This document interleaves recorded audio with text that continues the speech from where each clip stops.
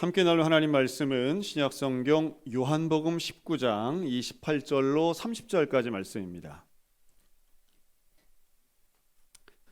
요한복음 19장 28절부터 30절까지 말씀 봉독합니다.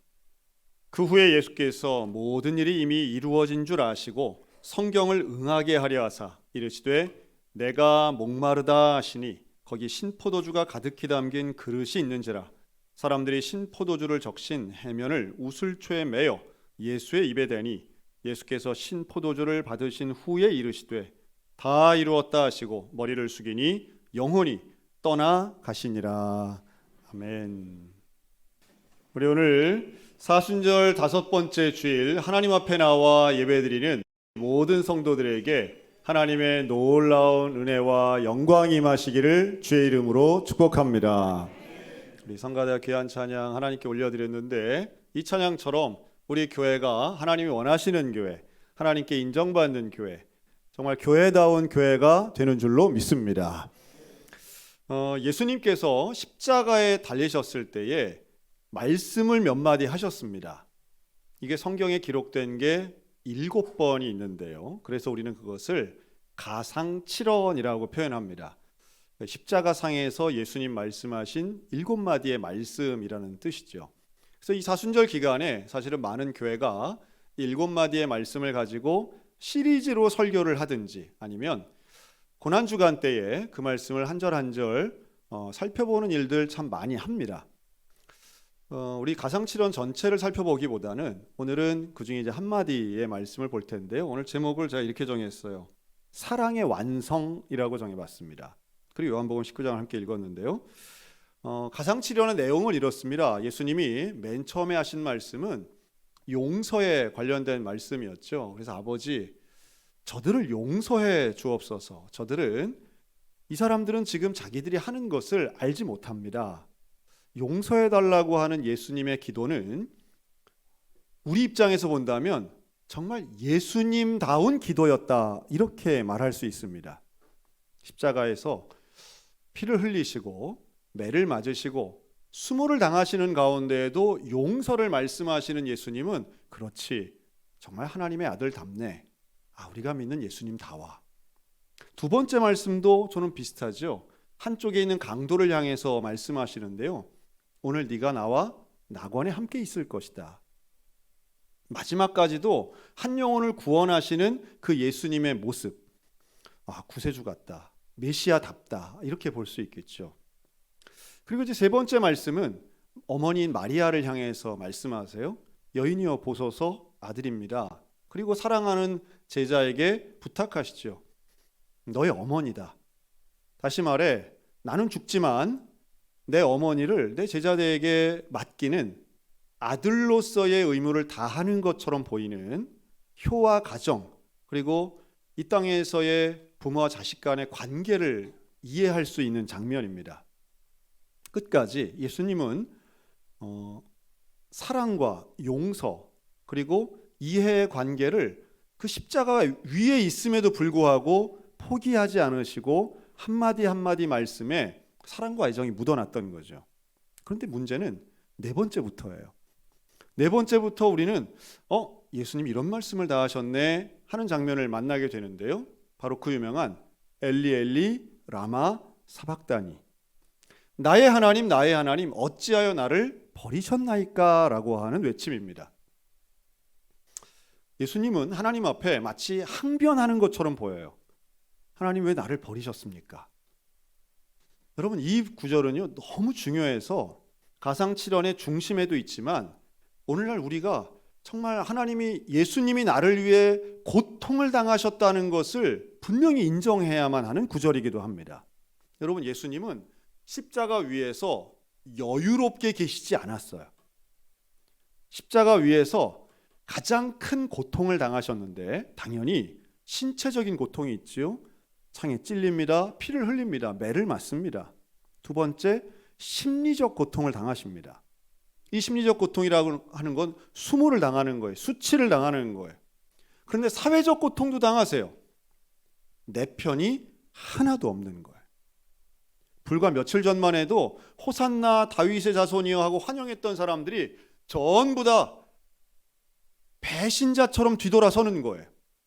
차라리 저 강도 바라바를 달라고 하는 사람들의 외침은 예수님을 향해서는 원망과 저주를 쏟아놓습니다. 믿었던 제자들은 다 도망가고 사랑하는 어머니만 그 밑에서 눈물 흘리고 바라보는 거예요. 여러분, 그 절대적 고독, 그리고 사람들 간의 배신감. 예수님은 이 땅에서 우리 인간이 느낄 만한 신체적, 심리적, 사회적 고립을, 그리고 그 고통을 고스란히 당하셨는데 그 장소가 바로 십자가였다는 거예요.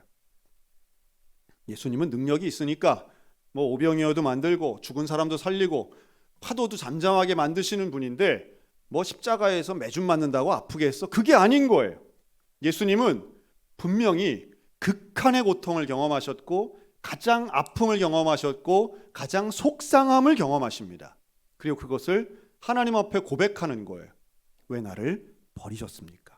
여러분, 우리 기독교인들에게 있어서 하나님이 나를 버리셨다라고 생각하면 여러분, 그 고통을 무엇과 비교할 수 있겠습니까? 믿었던 사람에게 배신당하고 누군가에게 버림을 받는다. 이것은 정말 회복되기 어려운 아픔이죠. 여러분, 예수님은 그 아픔을 경험하셨습니다. 누구 때문에 경험하셨다고요? 저와 여러분 때문에 그 고통을 경험하신 줄로 믿으시기 바랍니다. 그리고 다섯 번째는 내가 목마르다. 오늘 본문에 나오죠? 응하신 말씀을 이루기 위해서, 하나님께서 구약에 하신 예언을 이루기 위해서 목마르다 말씀하시고요. 그리고 여섯 번째가 오늘의 본문 다 이루었다.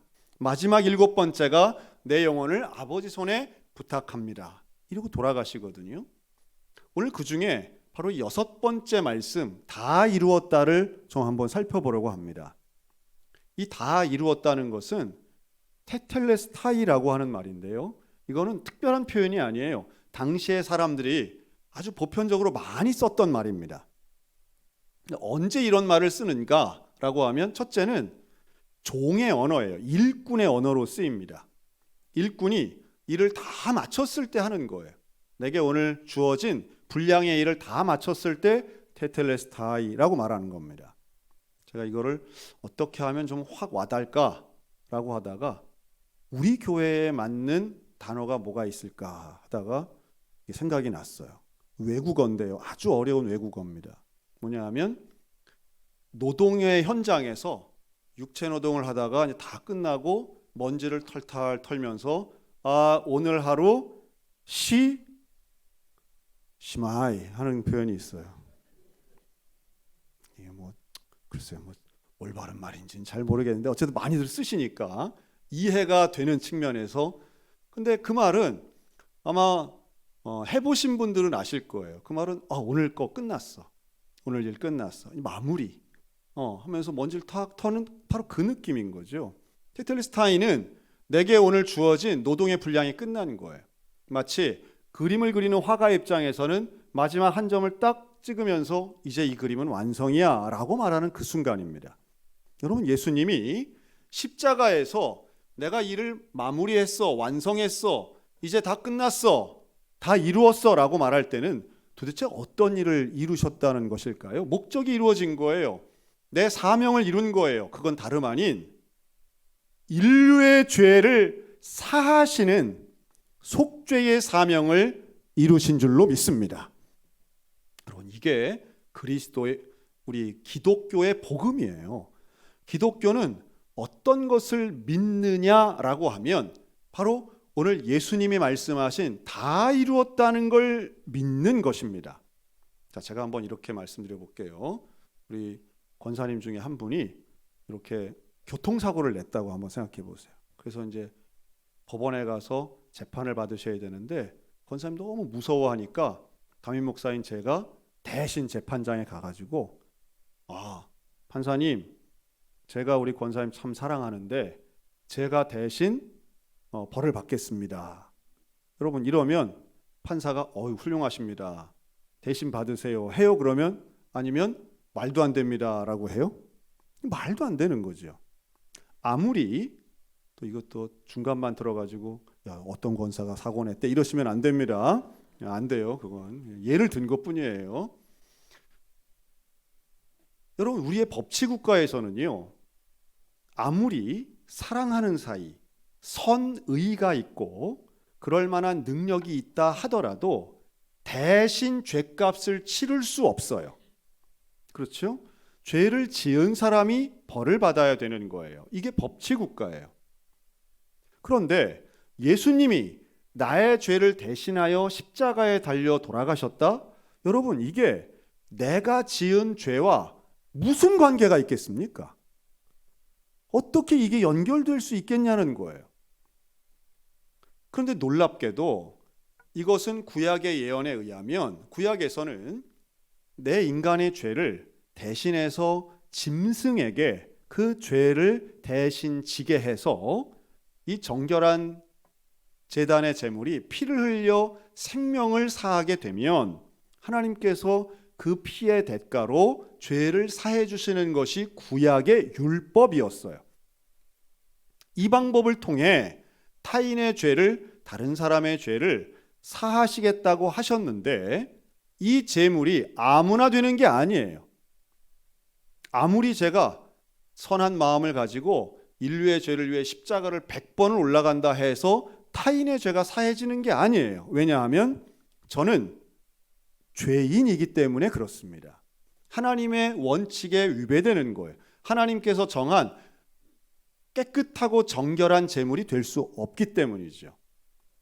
그래서 하나님의 방식을 택합니다. 하나님께서는 하나님이 제물이 되시는 거죠.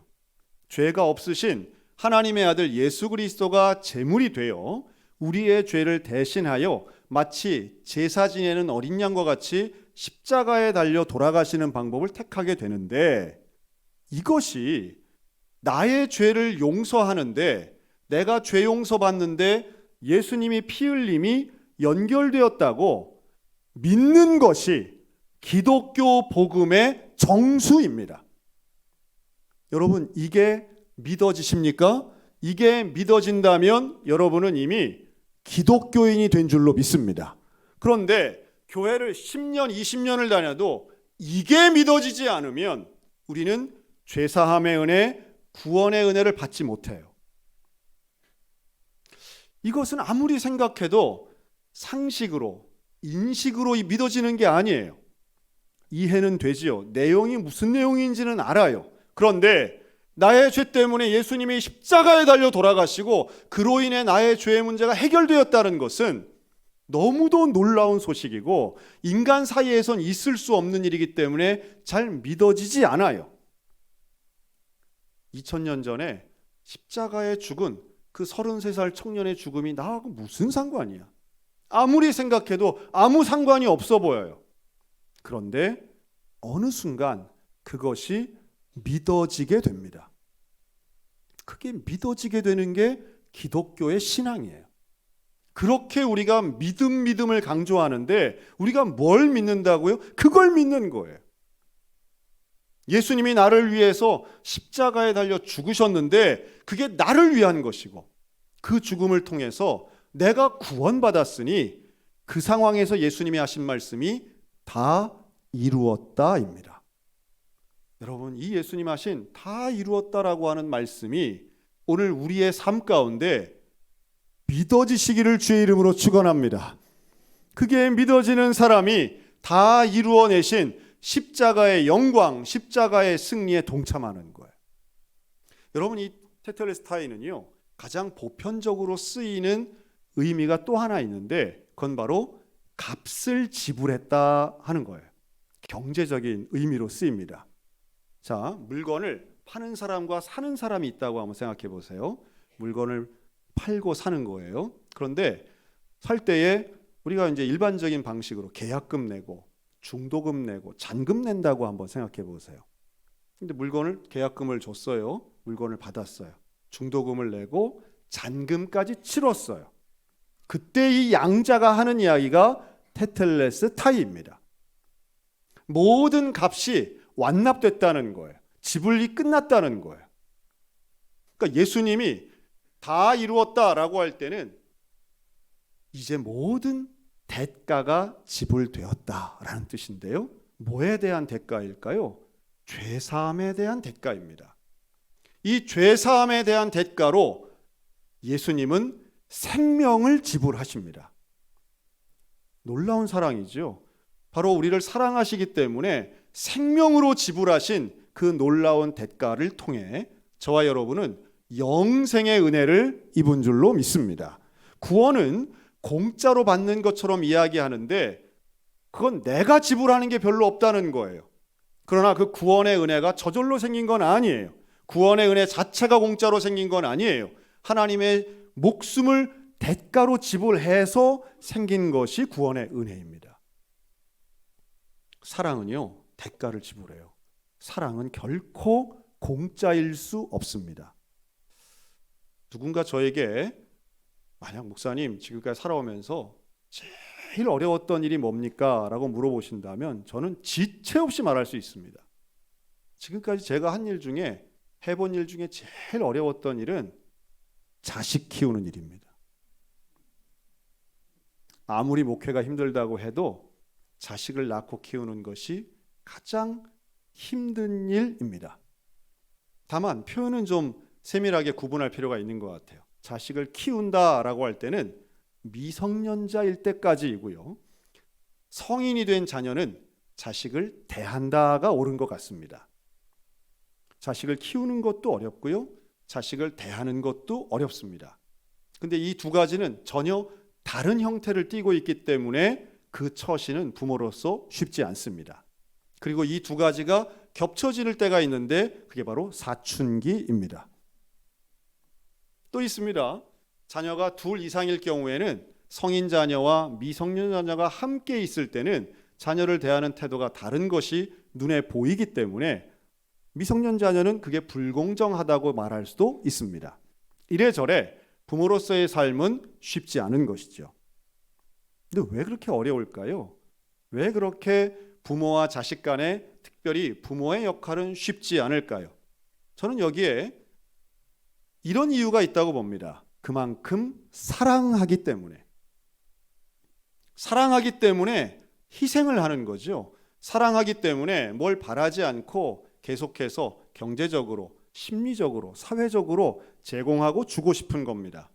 또 인간이 기본적으로 갖고 있는 이기심에서 조금 예외적 상황이 바로 그 관계에서 이루어집니다. 나보다 더 잘 되길 바라지요. 나를 밟고라도 나를 희생해서라도 더 잘 되기를 바라는 것이 부모의 마음인데 아주 특별한 심리적 상태예요. 대부분 타인에 대해서 그런 마음 잘 안 갖거든요. 사람이. 자녀에 대해서는 그런 마음을 가져요. 그리고 자발적으로 희생도 합니다. 자녀가 어릴 때는 잠도 못 자요. 24시간 그 어린아이를 돌보는 것은 그 세상에 존재하는 어떤 노동보다 피곤합니다. 그러면서 심리적으로 지원하고 교육을 하고 세상과 비교하면서도 키우지만 무엇보다 가장 좋은 게 무엇일까 늘 고민하면서 양육합니다. 사랑은 대가를 지불해요. 그 대가를 지불하기 때문에 참된 부모로서의 삶은 보통 어려운 게 아니에요. 그러나 뒤집어 생각하면 그것만큼 의미 있는 게 있을까라는 생각도 합니다. 왜 그럴까요? 자식을 낳는다는 것은 생명을 창조한다는 하나님 차원에서 본다면 세상에 존재하는 그 어떤 것보다 천하보다 귀한 영혼을 잉태하여 출산하고 키우는 일은 성경에 기록된 것에 비유한다면 세상에 존재하는 그 무엇보다 귀한 일이기 때문에 그렇습니다. 가장 가치 있는 일, 가장 귀한 일. 그렇기 때문에 가장 어려운 일, 가장 힘든 일이 되는 것이죠. 그리고 그 중심에는 당연히 사랑이 있습니다. 대가를 지불하는 사랑. 사랑의 크기가 크면 클수록 대가 지불도 커지게 됩니다. 제가 최근에 놀라운 인사이트 하나를 얻었습니다. 어떤 목사님이요. 은퇴하신 목사님이신데 그러더라고요. 하나님의 말씀은 너무 놀랍다는 거예요. 아브라함이 하나님께 아들을 바친 건 너무 탁월하다는 거예요.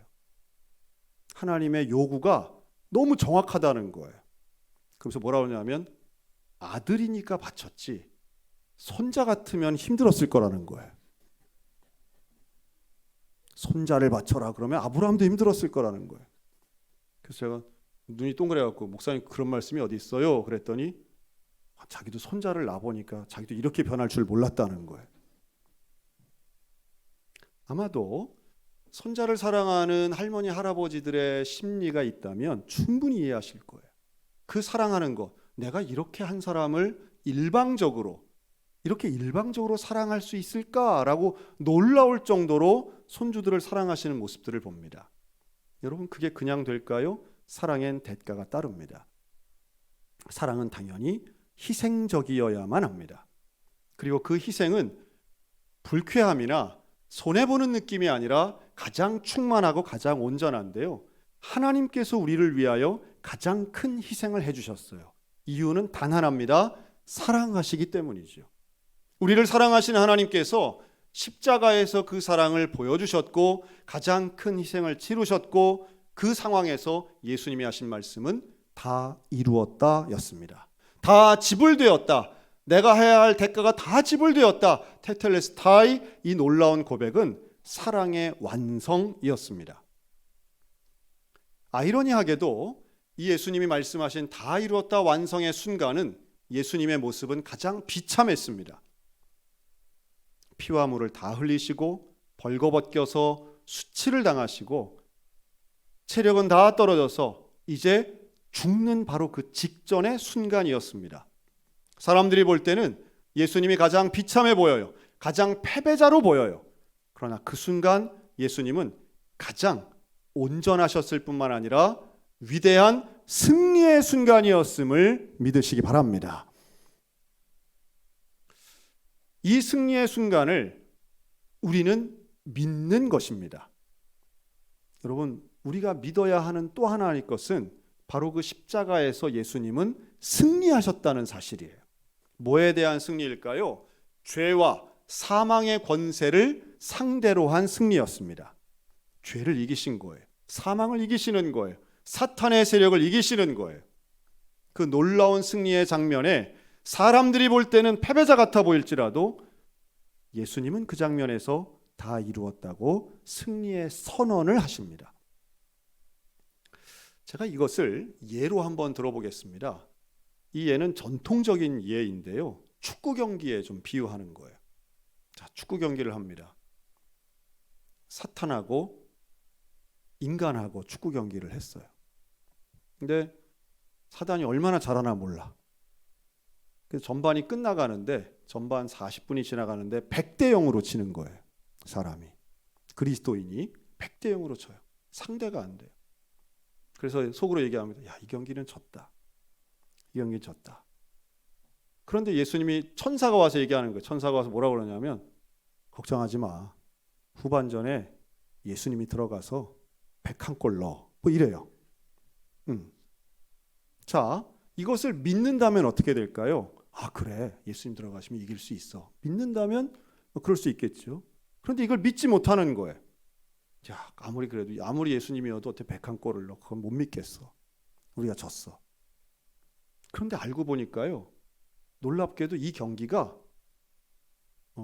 생중계가 아니라 녹화된 경기였어요.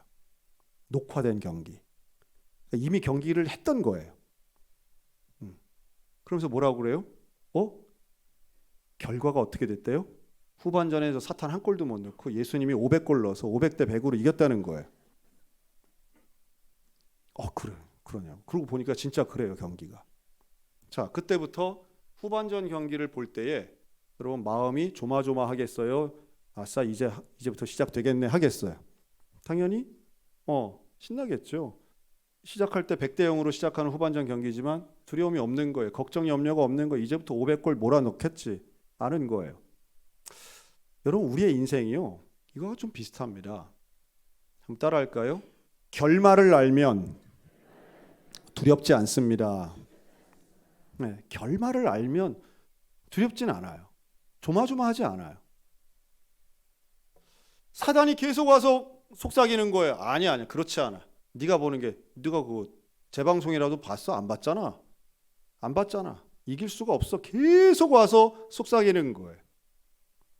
그런데 우리에게는 결과가 이미 정해져 있어요. 여러분, 예수님이 이깁니까? 사탄이 이깁니까? 예수님이 이기시는 거예요. 예수님이 이기는 그 결과는 이미 십자가상에서 정해져 있는 거예요. 정해졌어요. 정해졌는데 아직 내 눈앞에서는 경기가 왔다 갔다 하는 것처럼 보이는 것뿐이에요. 그래서 우리는 시험에 들지요. 낙심을 합니다.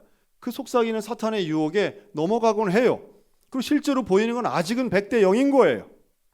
실망합니다. 힘이 빠집니다. 그러나 우리의 믿음의 눈으로 결과를 본다면, 결과가 이기는 것을 믿는다면 우리는 지금의 현실 앞에 무릎 꿇지 않고 두려워하지 않고 긴장하기보다는 믿음으로 담대하게 걸어나갈 수 있는 줄로 믿습니다.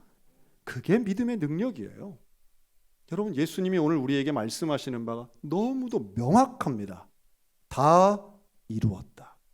다 이룰 것이다가 아니에요. 다 이루었다. 우리는 그런 예수님을 믿는 거예요.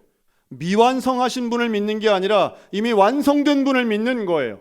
이미 우리의 구원을 완성하셨어요. 그것을 믿음으로 받아들일 때에 내 인생이 담대해지고 기뻐지고 하나님과 동행하는 거예요. 근데 중간중간 실족하고 실망하고 넘어지는 잘못 범치 말자는 거예요.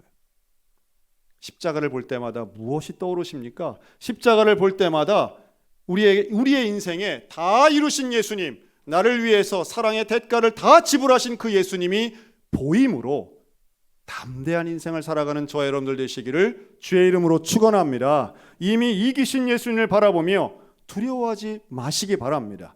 사단의 시험, 사단의 유혹은 앞으로 계속 있을 거예요. 언제까지 있을까요? 예수님 다시 오실 때까지 있을 겁니다. 예수님 다시 오실 때까지 있을 거예요. 그런데 그때까지 여러분, 우리는 이미 결말을 알고 사는 사람들이에요. 결말을 알고 사는 우리에게 예수님은 사랑의 완성을 여전히 성경을 통해 우리에게 말씀하고 있습니다. 그리고 매년마다 돌아오는 부활주의를 통해 우리는 그것을 잊지 않고 고백할 것입니다. 죽음의 권세가 우리를 넘어뜨리지 못합니다. 예수님은 그 죽음의 권세를 이기셨고 대가를 지불하셨고 다시 부활하셨기 때문입니다. 그 부활의 영광에 동참하는 믿음의 성도들 되시기를 바랍니다. 오늘도 나와 함께 하시는 그 예수님, 모든 것을 이루시고 대가를 지불하신 그 주님 앞에 함께 십자가를 지고 나아가는 그리스도의 제자들, 그리스도의 구원받은 백성들, 하나님의 목숨값을 바치고 사랑한 자녀들 되시기를 우리 주님의 이름으로 축원합니다. 아멘. 기도하겠습니다.